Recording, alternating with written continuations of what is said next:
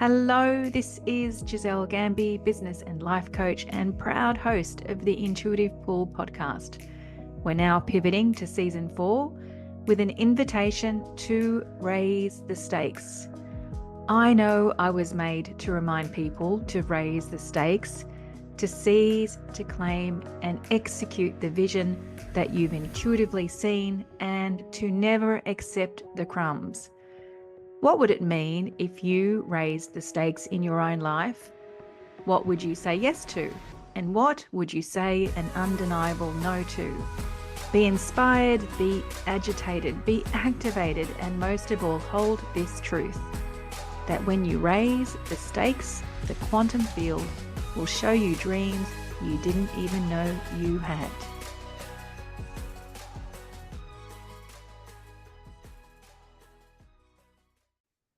Welcome back, Intuitive Pull community. It's my great joy to have Rosalind or Ros Cardinal on the podcast today. So Ros and I met through LinkedIn, and I have to say, you don't know about this. You don't know about what I'm about to say, Ros, that there was something about your face on the photo.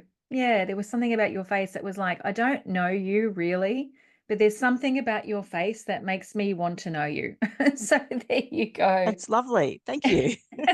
I've never had anyone say that before. Well, yeah, it's true because, I do get, several requests and I don't accept every request. And with you, there was just something about your face. So I'm following that and I'm looking forward to having a really awesome conversation with you. Wonderful. Yeah, yeah. So, yeah, thank you for being on the podcast. My pleasure. Let's just start with, the basics so that people can get a feel of, who you are, the space that you hold, what you do. Can we start there? Absolutely. Yeah. So I've got, well, it's kind of a very long business journey, but essentially I work in, kind of have two hats when I work. I've got my organisational development consultancy work, and I work with, government, business, big and small businesses on things like strategy, culture, executive coaching, leadership development, team building, whole range of things. Org development is a very big portfolio. There's quite a lot to it. And then I've got my almost like a second business now, which I'm really passionate about, which is working into really helping women leaders. And that came about because my daughter started work. She's been she's been at work for probably more than 10 years now. But back then, when she started work in a male-dominated environment, she was talking to me about the challenges she was having, and she was having the same issues that I had when I started work. And I thought, goodness, things haven't changed for women in the workplace in a generation. And if nothing's changed in a generation, what is it going to take to actually fundamentally shift the way that people work so that it's more supportive for women, of an environment where women can flourish? And that started to play out in working with senior women, where I was finding they were, fighting their way up the career ladder, and they got to that sort of glass ceiling, and they'd look through it and then say, I actually don't want that world. I don't want to be in an environment where I have to work crazy hours and never see my children. And the ones that do it often have regrets. They talk about, I don't see the kids. I had a client of mine who I remember burst into tears one day, and she said to me, my little boy doesn't love me anymore. Oh. And it was heartbreaking. I said, what makes you say that? And she told me that she usually worked quite late. She was working till 8, 9 o'clock at night. They were working on a big project. And she said, I made a really big effort to go home and tuck him into bed last night. And she said, I got into bed with a book with him, and he pushed me and he said, not mummy, I want daddy. And she said, it just broke my heart. She said, what have I done? What have I done? And that's the challenge that we have as women in the workplace, is this, work-life balance is an impossibility. We don't even try and call it that anymore. It's called work-life integration, as if that makes it better. And it started me on a journey of what can we do? What can we do differently in the workplace and as women? And it led me down a path where I spent 2 years with a group of amazing women from around the world. There's 538 of them who contributed to a big piece around, what does women's leadership look like? What should it look like? What does it look like for women who own their own businesses, who don't have the pressure of trying to conform to that, corporate mold? And I had some beautiful conversations with wonderful, wonderful women about what it really looked like for them. And out of that, we grew a model. It was like a crowdsourced model, which has now been tested by over 10,000 women. So I've got this really interesting, really valuable database now that's really where my passion is kind of heading me. The org development consulting work is great. It's the bread and butter of my business. But my real passion project now is how do we actually use what I've collected to shift the conversations in organizations? How do we change how we do this? Because we're not getting it right. And organizations, big organizations, are hemorrhaging really good women who are leaving to go and work for a not-for-profit, or they're starting their own business somewhere where they can be more authentically them. Mm. So that's kind of my story, I guess, in a nutshell. Wow. I love that. I didn't know Mm, that that's where we're going to go. I mm, absolutely love that. I mean, yeah. that's real mission work, isn't it? Absolutely. I'm so passionate about it now. Yeah. Yeah. I write every day Mm, what I call notes to self. And it's a way that I get present with my humanity. mm, I fully express myself. Those notes to self, those types of notes to self are just for me. And then once I've expressed myself fully, then I start to follow that flow of consciousness, and mm. my intuition starts to speak to me, and I go places and I see things. And this week, based on a conversation I had with a client who I'd never said this to them before or anyone before, I said, there's a little bit of madness in you. Mm, There's a little bit of madness in you. And it was a compliment because this mm, person is totally doing what you're saying in a different environment, mm, and how do we create the new if there isn't a little bit of madness around mm, our ideas? And actually, I was speaking to somebody today who was saying, even if there isn't a little bit of fury, mm. you Yeah. know? So I'm loving what you're saying. When you did this big piece of research, was there something in that research that you discovered that you weren't expecting? There was, and there's been some. When I first started it, I thought that I'd be talking to mainly senior women in leadership roles because that's where I was working and that was kind of my target market.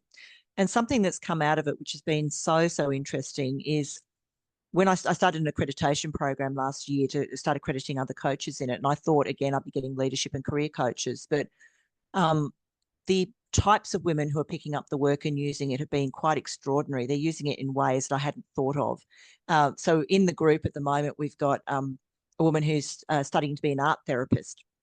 And we've got a woman who's a female sexuality coach. And we've got a naturopath. And we've got a woman who's an events planner.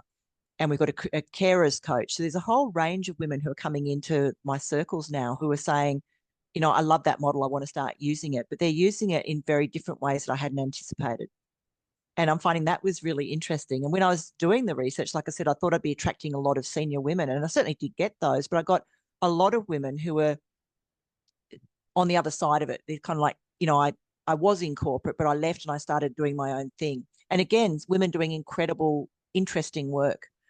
And so I got to talk to, phenomenal women all around the world. And that's the real joy of it, is the stories that came out. And like I said, it was almost like a crowdsourced model. It was like a lot of input from different people. Like I'd send emails with questionnaires and say, Phil, can you please fill this out? Or can you please answer this question? Or can you please complete this sentence? Or, I did interviews with women. And I think it was the surprising thing for me was how quickly it grew. And it was just through that beautiful generosity that women have, that collaborative nature, where I sort of put it out on LinkedIn to some people I knew and went, I'm thinking about women in leadership. Would anyone be interested in answering some questions and maybe doing an interview and doing some focus groups? Just grew and grew and grew. And now we've had 93 countries it is. We've got data from Wow. 93 countries, and it just all spread through word of mouth. I didn't have to really do anything. I didn't advertise it. It was just people connecting with me, connecting with the work and then spreading it to friends and connections and peers.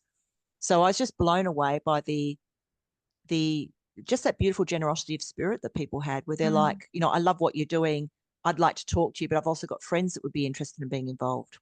Well, that's when you know something's resonant, right? Mm. When Mm. it just grows so effortlessly and with grace, really. Yeah. Yeah. It Yeah, was so easy. It was one of those things where, um, the research part of it was hard, but the connections and the gathering of data was just really, really easy. yeah. And why do you think, so you said, and I know what you're talking about, when you have an expectation of who you think something is for, Mm. and then it's actually not those people that are the ones that engage with it or sign up for it, and it's somebody, there's another group of people that you didn't actually expect. Why do Mm. you think these are the ones, the what did you say, there was a sex education Yeah. coach, what were the other? Art therapy, carers, coaches, naturopath. Yeah. It's just been really interesting. And look, we have got career coaches and leadership coaches in it's a very small group. We've only just really started last year. And I think I've got about 18 people who've gone through the accreditation. But they've all been attracted to it. Like a couple of them are people who've been to some of the work that, so, back before COVID, I used to run face to face. It's called the Sovereign Women's Salon, and it went for a day, and it was basically just a mini retreat. And so the sexuality coach did that, the naturopath did that, back before COVID. And when I sort of popped back up again on social media and started talking about it, they contacted me and said, how do I get involved in it? I loved it so much, I want in. And all of the women who've gone through the accreditation so far have been women that I've connected with on some sort of personal level and told them about my work, and they've gone, that's amazing, I want to do that. I want to have it as part of my offering to people. So it's just been interesting like that, because they're people that I didn't deliberately target them and kind of go, I really want these people. I just sort of put it out on social media and said, look, as most of you probably know, I've been doing this thing since 2016. I'm now opening it up for accreditation. If anyone's interested, let me know. And yeah, it's just been really interesting. We've also got women in there who are doing, change of life coaching, that sort of menopause for women, that perimenopause, menopause, empty nest type of coaching as well. So it's just been interesting to see that range of people who've looked at it and gone, I can see this being valuable to the people that I serve. Yeah, beautiful. Beautiful. One of a new premise arrived when I was delivering my best year masterclass about 5 or 6 weeks ago. And the premise was, normally when we are creating things, we're often creating things from a place of lack and need. Mm. And this time, what I saw was, like, the premise just arrived, and again through my notes to self, which was the desire for more can be created from the appreciation of what is already here. Yes. And that's what I'm hearing when you talk about, Mm. you put it out there, and it wasn't the career coaches that you didn't know that were the ones that then connected with you. It was the people who were already in your community. Mm. Actually Yeah. people who were already under your nose. Yeah. That I hadn't thought of reaching out to, Yeah. because I was like, I suppose I didn't make the connection. Yeah. And then, yeah, the sexuality coach is also a video presence coach. And I did a bit of work with her. She helped me with some video stuff. Oh, years ago now, that's where I met her. And yeah, I just sort of didn't think of that. And she went, it's going to work so well with the work that I do, both in the sexuality side and also the video presencing. So it's just been such a beautiful surprise to just have women calling me up and going, I'd like to be accredited. This is what I do. And we have a chat about how it integrates with their work, but there hasn't been anything so far where I've heard what they've got to say and gone, actually, that's not going to be a good fit. Yep. Mm. Yep. And tell me more about the accreditation. Like, what do they get accredited in? What do they learn? What do they walk away with?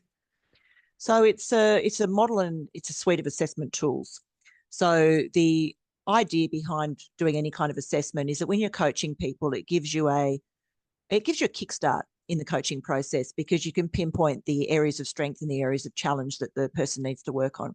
So the model's called the Women's Leader Archetypes. And essentially I've got 8 archetypes in the model. There's 4 empowered archetypes and 4 shadow archetypes.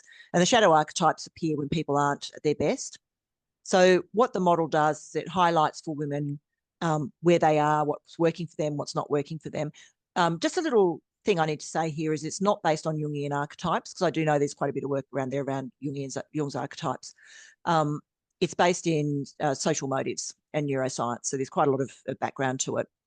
And what people get through the accreditation is they get access to use the model in their work and also to access our assessment tools. Right. So yeah, and it's a 4 to 6 week process to go through accreditation. There's quite a lot in it, but yeah, it's again, that was a bit of a labor of love for me putting it together. It was like, I just had so much fun doing it. I can imagine. I can imagine. So in terms of, this podcast is called the intuitive pull. So in terms of the intuitive pull, what I'm hearing is that is this work was exactly that. Totally. Mm. now when you look back on it, like in hindsight, is it obvious or is it completely left of center? Like you never would have expected this to be your world. Look, back before I started the work, it wasn't something that I didn't envisage it turning out where it was. I just went, I want to talk to women in leadership. I want to try and figure out what the issue is here. I want to try and figure out if there's a way to do things differently. And then it's almost like, and this was a really intuitive part of it, it almost felt like we were just surfacing ancient wisdom. It sort of felt like there's something there that women just knew about it ourselves. And so when I talk about the model, I say it was almost crowdsourced. It was like women talking about what women's leadership looked like for them. And then what I did was I took that and I applied the science to it, the neuroscience, went, what's the model here? Like, what are we actually, what are we creating? And one of the things I love about it is that when women go through the process, the assessment process, they're being benchmarked against other women. So when I'm accredited in over 25 different psychometric tools, because I'm a nerd, I'm a diagnostic nerd. And in working with leaders at all levels, I've got a lot of tools in my toolkit. But when you benchmark, you're benchmarking women against other leaders, and other leaders are predominantly men in business.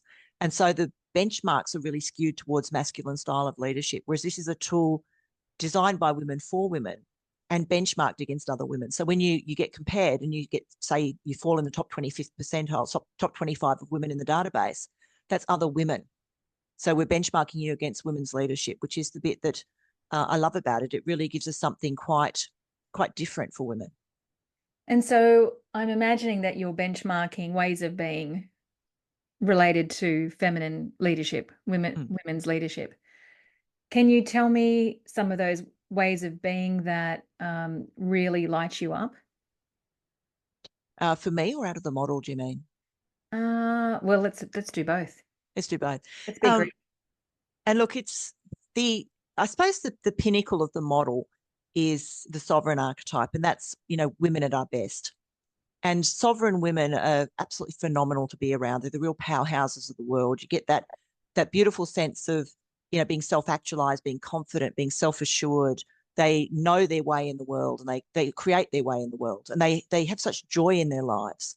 That's one of the things I love about it, is they do everything through this lens of what's going to make me happy, what's going to feel good. And they're not selfish, and it's not like they don't care about what people think, but it's not something that comes into their decision making. It's like, yes, that's going to upset some people, but that's not going to stop me from doing it, because if this is something that's really important to me and something the world needs, I'm going to go and do it anyway. And they hold power. There's quite a basis of how power works in my model. And for women who do this really well, it's socialized power, which is power for the good of the collective. I'm aware that I'm really powerful, and I hold that power and I wield it wisely. It's for the good of the community, for the good of the environment, for the good of the world, for the good of the collective, whatever that looks like. But there's really, if you meet a sovereign woman, there's something incredibly magnetic about them as well, because they've just got such an interesting lives and interesting stories to tell. You want to be in their presence. And I think and that was the fascinating thing about that one, was I just sent a sentence out to these 538 women on email, and I got quite a lot of replies back. I just said, a sovereign woman is, please finish the sentence. And this was the sort of thing that came back. People were talking about when I'm at my best. Well, I know women like that. My mother's like that, or I've got a colleague who's like that. And we just got this beautiful sense of what really women at their best really look like. And I just love that about, again, it was almost like we were just surfacing something we all knew. And when I went back to them and went, here's what you said, I've wordsmithed it a little bit, but here's what you said, everyone went, yep, that's it. That's it. That's what I'm like at my best. That's what I see in other people at their best. Oh, there's two questions I want to ask you. Which one do I start with? Well, actually, it's one of them is not a question; it's a reflection, and then I'll ask you the question. So it's interesting. It's interesting that I'm talking to you, and we're talking about women. And last Friday, I was talking to Nick Mayer, and we were talking about men. And in the context of Nick, we were talking about his journey last year. He almost took his life. It set him on a path. He's now a mental health first aid trainer. And really the lesson for him was the freedom to be in his vulnerable self. Yeah. Right. And in that time, he didn't even feel like he had the freedom to be in his vulnerable self with his wife. He was suffering because he didn't want to be a burden on her. Yeah. right? So we're talking about, and we know, like I feel like you and I are talking the same language. I imagine that this is true for you as well, that, men are being invited also to go into the feminine version of their leadership, right? And to embrace one of the things called vulnerability. Yeah. And here on the other side of the spectrum, we're talking about women, and you're talking about women being in their sovereign power. And we're using the word power. I noticed that, right? Yeah. Power. So we're teaching men to be vulnerable and that being a powerful thing. And we're teaching women to embrace a version of power that makes them happy and ultimately makes everybody happy. Yeah. Yeah. So it's interesting, right? Two sides of the coin. Yes. And Vulnerability and we've become so polarized in leadership. It's like, this masculine version of leadership, which is seen as the right way to do it. And when women try and do it, it comes across as, you get labels, you get told you're too aggressive, you're too bossy, you're too loud, you're too opinionated, you're too whatever. Because when women try and do it, it just doesn't sit right. And the people on the receiving end of it, it doesn't sit right for. Whereas when women embrace this fact, you can be feminine and authentic and still be powerful. It's owning that power that we all have. We just tend to push it away because it feels like it's something, it's interesting because there's a lot of women who have got a natural inbuilt motivation towards power and influence, but they don't like to admit it because it's not seen as acceptable. It's not seen as the right thing to do. It's expected that you just sit back and you keep, you quiet that voice. And when women actually step into that and go, actually, I'm going to own this. It's actually okay to be motivated and engaged and energized by the idea of being influential. And then they step up and they really kind of flourish into that space. And, like you were saying, conversely, for men, they're sort of, again, taught that masculine leadership is the only way to do it. You've got to be aggressive and ballsy and, negotiate and all those things. And there are a lot of men that don't like that either. There are a lot of men who want to be more, like you said, more connected, more vulnerable, more human in a lot of ways. And it's not about there being a right or a wrong way or one being better than the other. It's just we need both. And at the moment, women are so underrepresented at leadership levels in government, in big organisations. We're just not heard. And the ones who do get there are forcing that masculine style to be accepted, and it burns them out really quickly, because it's not natural for them. So the question that I was going to ask you when you were talking about, it felt like we were searching for ancient wisdom. That where that takes me is I can only assume for you to feel that you must have a relationship with spirituality yourself. Yeah. Is that true? Yes. Can you tell me about that? Look, I don't consider myself a religious person. I consider myself a spiritual person. And I really do feel that there's something out there. I don't really know what it is, but I definitely feel that, intuition is very strong in my life. And I often feel guided by something, probably bigger than me is the best way to describe it. I do tap into that sort of, like you said, like journaling or sitting with it or just asking for that wisdom to come. And I've certainly had some spiritual experiences in my time, which I can't explain, which, I find fascinating, that idea of there being something there that we can't explain through science. And you kind of look at it like, there's a really good example. I've got a close friend of mine who gave me many, many years ago, she gave me a pendant. It's like a little short chain and it's got a little, weight, I suppose, on the end of it. And she basically just showed me that she said, if you think about a question or you verbalize a question and hold the pendulum, it'll start to spin. And when it spins, one way it says saying yes, when it spins the other way, it's saying no. And I was a bit skeptical. I was like, how can that possibly be working? And so I used some really generic questions where I had no vested interest in the answer being yes or no. And it worked. And I was, quite astonished. I also discovered a few years ago now that I'm a water dowser. I can dowse for water. And I've tested that out. I do it with the, bent pieces of wire and you hold them straight, you walk towards water and they cross over when they cross water. And I got my husband to test me out by lining up buckets with lids, and there was water in some of them and some of them were empty. And I walked across the buckets. And as I went across the ones with water, the wires crossed over. And when I crossed the ones without water, they just stayed the same. And I can't explain that. But I used to use it. We lived on a farm, and I used to use it to find underground water pipes before we started digging in the Wow. garden and things like that. It's like, Wow. where does the pipe to the house go? And I just walk along and find it. It's like, there it is. So we don't dig Wow. there. And I also found that it worked to pick up underground metal as well. So where there was buried wire, like if a fence had fallen down and gotten covered over the years and there was wire underground. So I could, if before we ploughed a paddock we hadn't ever ploughed before, I could go and just sort of test it out and find, buried underground wire, which would have damaged the rotary blades on the plough. Wow. That's so So, cool. yeah. So quite unexpected things, and things that, like I said, I'm not religious, but there's definitely something there. Yeah, I'm with you on that one. Mm, So that's pretty magical. mm. That's The pretty water magical. thing is so cool. I've got no Oh, idea how it works, but it is so cool. yeah, It's yeah, just like the wire takes on a life of its own, and you sort of feel it start to quiver, and then yeah. they just cross over. And then as soon as you walk away from the water, they straighten up again. They just do I've never this. seen that. Never heard of that It's quite before. extraordinary. Yeah. Yeah, I've never actually even heard of the expression water dowsing. Mm. It's Yeah. finding underground water. We had why I thought about why I tested it out was we had a bore dug on our property, and the guy who came out to dig the bore used wire to do that. He said, I'm just going to wander around and figure out the best place to dig the bore.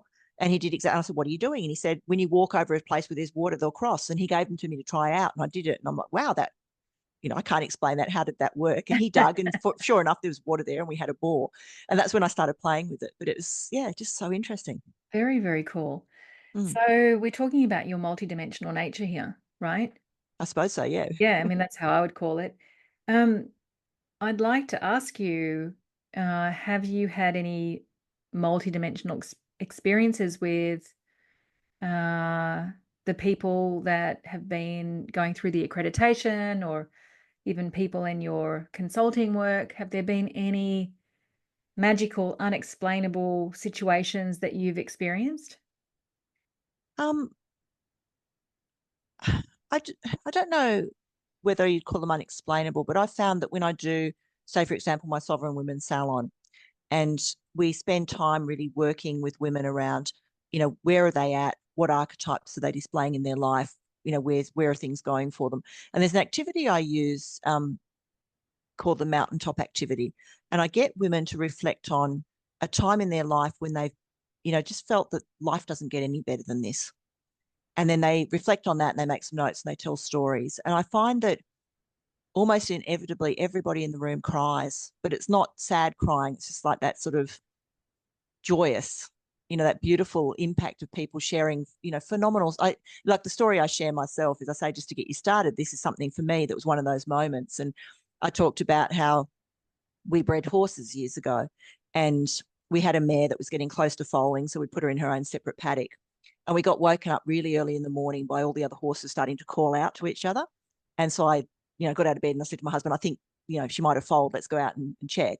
And we rushed out, and we got there just in time to see the foal starting to stand up and, wobble about and go to mum and have a drink and things like that. And, it was my husband and my kids who were at home at the time. And we just all sat on the grass in the dew, and the sun came up, and we just watched this beautiful new life, just, you know, learning to walk, talking to her mother. She sort of came up to us. So her very first experience within half an hour of hitting the ground was basically being with people. So she grew up to be the most amazing horse. She just loved people so much because, Oh, she just kind of tottered over to us and just collapsed on in our laps basically, and we scratched her and rubbed her and tickled her belly oh, and everything. And she was so, but that sort of moment, and you get women talking about that, about times in their life, and it's always got, family or friends. There's always some sort of deep connection associated with that wonderful, wonderful memory of, when I've thought about it, life doesn't get any better than this. mm, And I think it's moments like those that define who we are. mm. And we don't talk about them anywhere near enough, do we? No, we don't. I mean, I could even feel, the Mm. energy of what you were just talking about, Mm. that experience. Can you imagine if we spoke more about Yeah, those more types about of that. experiences? Yeah, beautiful. You do Mm. beautiful work. Absolutely Thank you. beautiful work. It's lovely. I just love it so much. It's that, and really helping women discover who they are authentically, and the joy in that. Like, I've had women who've come for coaching because they want to get out. They're like, I need to get out of this job. It's awful. It's toxic. I'm on the executive. I can't stand the men I work with. And, I had a woman say to me after a little bit, she stopped talking about exiting and she started talking more about what she was doing at work. And I said to her, do you still want to get out? And she said, I've actually fallen back in love with my job all over again, because she'd learnt how to be authentically herself. She'd learned how to have a voice. She'd learned how to have confidence in who she was and speak up for what she believed was right and own her power. And she said the way that she was being treated completely shifted. She went from being, she said, there's an A team and a B team in this executive, and I'm definitely the bottom of the B team, to being almost like the right hand of the CEO. You know, he was relying on her for advice, and for whenever something came up, he'd call her and brainstorm it with her. And she said she just fell back in love with her job. And that's because, you know, again, that finding that joy in things rather than focusing on the things that aren't great, because the men around her were still, you know, fairly toxic. I mean, they treated her differently because they'd finally got respect for her. But she was able to call out that toxic behavior a lot of the time. She was able to actually start coaching them in the moment. And it took time, but it did shift. But the big difference at the beginning was her attitude to it. I love that. I mean, I feel like it's, when you talk about, you know, searching for ancient wisdom, it's like going back to our true nature. That's what I'm hearing. That's what I feel like your work is, helping people And go back look, to their true nature.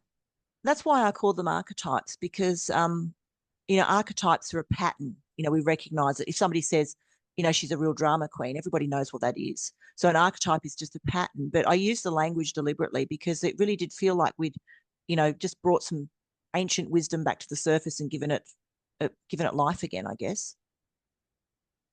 And what about you? I'm kind of going back to the question that I asked you about, you know, what are the ways of being that you most respect out of the archetypes? And you said to me, are you talking about, am I asking about you, or am I asking about the archetypes? And I said, well, let's have both. So we've talked about the sovereign archetype. What about you? Like, what do you feel is, like, what is the genius? What is the magic? What is the gold of your leadership?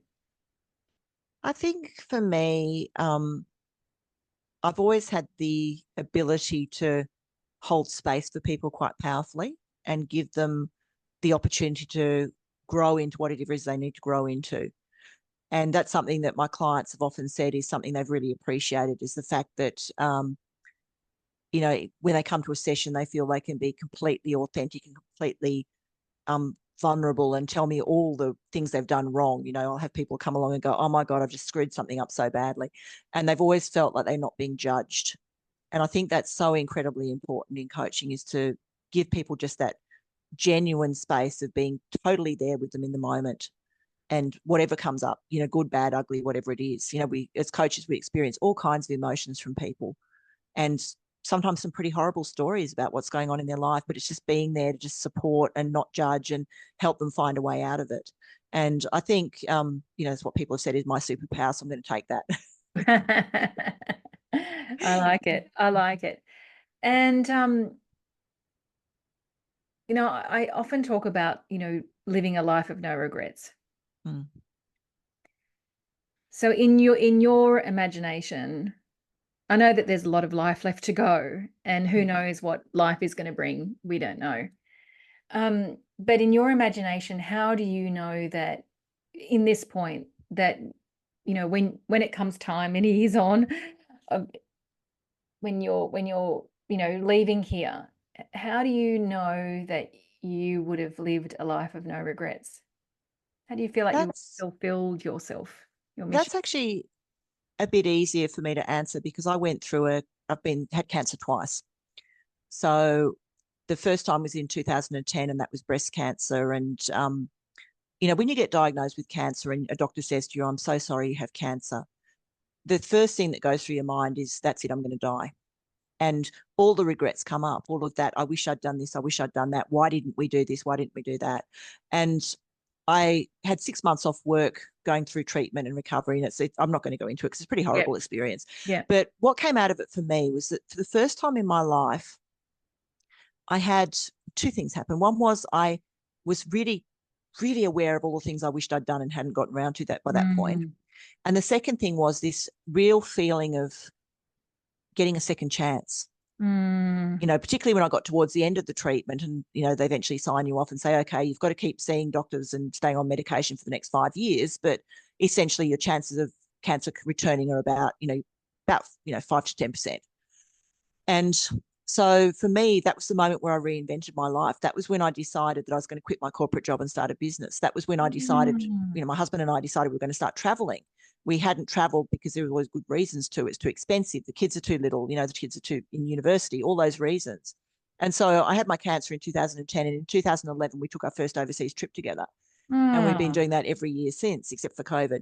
But it was really, it's like a second chance for me to kind of go, from now on, I really do have to embrace everything and live life as if it could end any minute, because it could. And look, my second cancer diagnosis in 2020 was rough, because my first thought was, this, is so unfair. Like, why again? It was a different cancer. It's not breast cancer. And again, I've recovered from it. But it was that thing of, like, I can't believe I'm getting this again. This is not fair. But I moved on from that fairly quickly, because again, it was just that sort of reminder. I mean, I'd built up a huge kind of personal bank of resilience, I think, from the first time. And then the second time, once I got over myself and kind of went, okay, just got to deal with it. It's no point being upset about it being unfair. I've just got to work this through. Again, it was just a reminder that life's too short. You've really got to get out and do all the things you really want to do.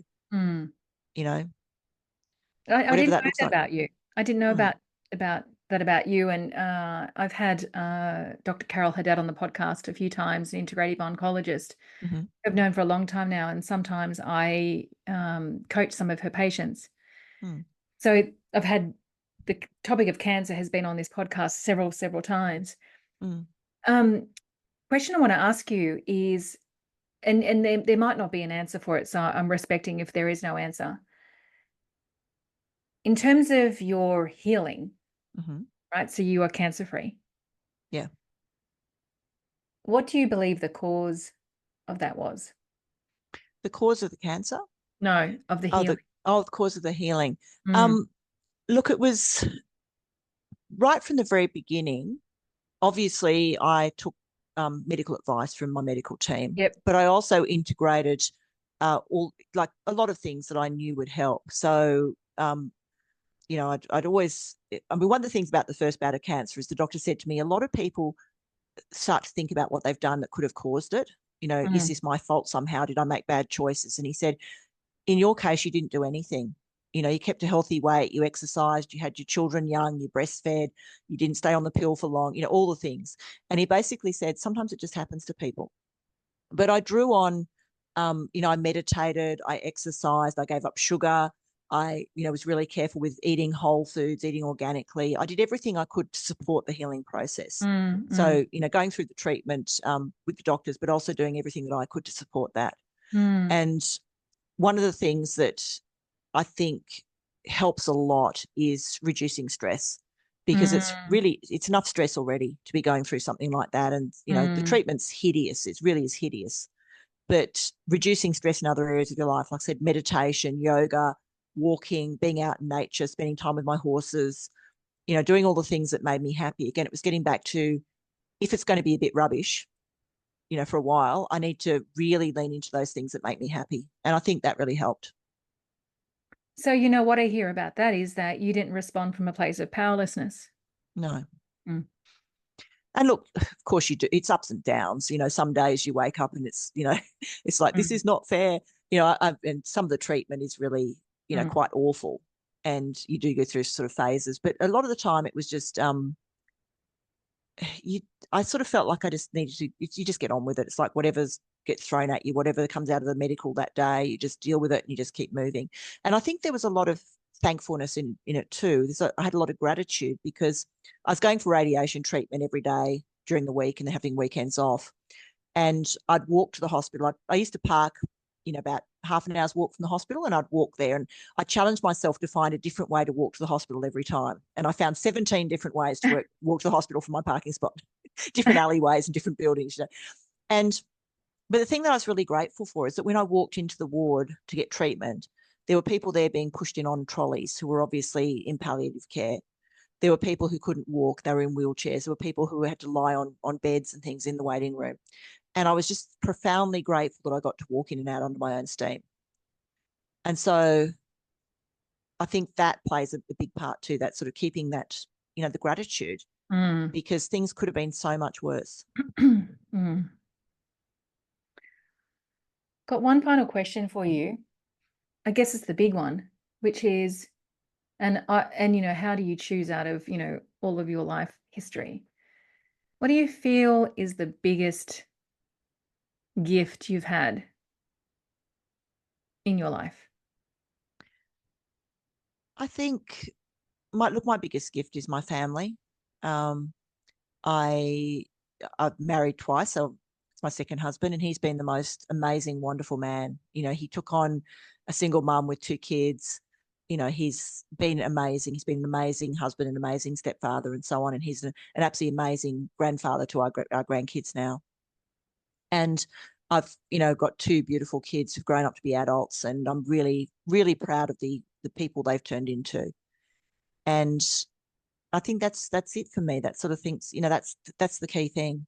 Everything else, the work is great. I love the work that I do. I'm so blessed to be able to do it. But at the end of the day, um, when you get a serious illness, the work, it's not important anymore. The thing that's important is the people you have around you. Yeah. Thank you. True. And let's hope that, we don't all have to have illnesses in order to come to that level of appreciation for what really matters, hey? Yeah. And look, somebody actually asked me once, about exactly that. Like, do you regret having had cancer? And I thought about it for a moment. I thought, actually, I don't, because if I never had it, I'd probably still be doing what I was doing. Yeah. I was in a corporate role. I was senior manager. I worked really hard. I didn't have enough time for the kids. It's that sort of thing, the typical story. And I don't, I honestly think if I hadn't had cancer, I wouldn't be doing what I'm doing now. Yeah. And so I'm grateful for the experience. I mean, it was awful, but the Yeah. rewards at the other side of it have been so big. Yeah. Yeah. Often I say to some of the people that I support who have cancer is that one day, and I understand that when I say this to them at the beginning, they might tell me to F off, Yeah. right? And I even frame it up that way. You might Yeah. actually want to say, Yeah, feel but I free. say one day you Yeah. may tell me that actually cancer was your friend Yes. and not your foe. Yes. Yes, because it's horrible. But Yeah. like I said, if I hadn't been through it, I wouldn't be doing what I'm doing now. I don't think I would have started a business. We may be traveling by now because the kids are all grown up and off our hands, but I don't think we would have been to the places we've been to and had the experiences we've had. Yeah. A lot of things now, when an opportunity presents itself, I do sort of look at it through that lens of, if I don't take this, will I have regrets? If I was facing cancer right now, would I still want to do this or not? Yeah. And just jump on it and do it, because, like I said, life's too short. Otherwise, you get to the end of your life and you look back on it, and nobody wants to look back on their life and go, gee, I wish I hadn't spent all that time at work. I wish I got to know my family a bit better. Yeah. And look, now I've got three grandsons, and two of them live quite close to us. They're twins and they're nearly two. And I have Thursdays off work and I spend time with the twins. So Oh, gorgeous. it's great. I have them on Thursdays, and my husband and I have them on Sundays. Oh, And we just get gorgeous. to spend time with these beautiful little people. And Yeah. I wouldn't be doing that if I was working really hard and having to, Yeah. Yeah. I'd hate to have to say to my daughter, I can't have the kids because I'm working too hard. Yeah. Yeah. Well, I mean, you're living what you're preaching, right? Mm. You're living Hopefully. Work in progress. as we all are, are. So in terms of, if anybody was listening and they wanted to know more about the Sovereign Archetypes, even becoming accredited or even engaging you as a consultant, I'm going to have all of that in the show notes. Mm-hmm. Yeah. Is there anything you want to say about any of that before we sign off? Look, I've got two websites, and that's quite important. So my consulting website is Shaping Change, and then there's womensleaderarchetypes.com.au on a separate website. So sometimes people do go to the Shaping Change website looking for the archetypes and can't find them. They're mentioned, but it's kind of buried a bit. So It has got its own identity. That happened last year. I kind of went, it's big enough now that it needs its own home. Okay. So people are sort of a little bit confused sometimes. I have to make it really clear. There's actually two parts to me. Okay, all right. I will have those websites in the show notes. Thank you so much. And thank you for sharing you with us. I really, really appreciate it. Thank you for having me on the show. I've really enjoyed our conversation. Thank you. Thank you. Ciao, ciao for now.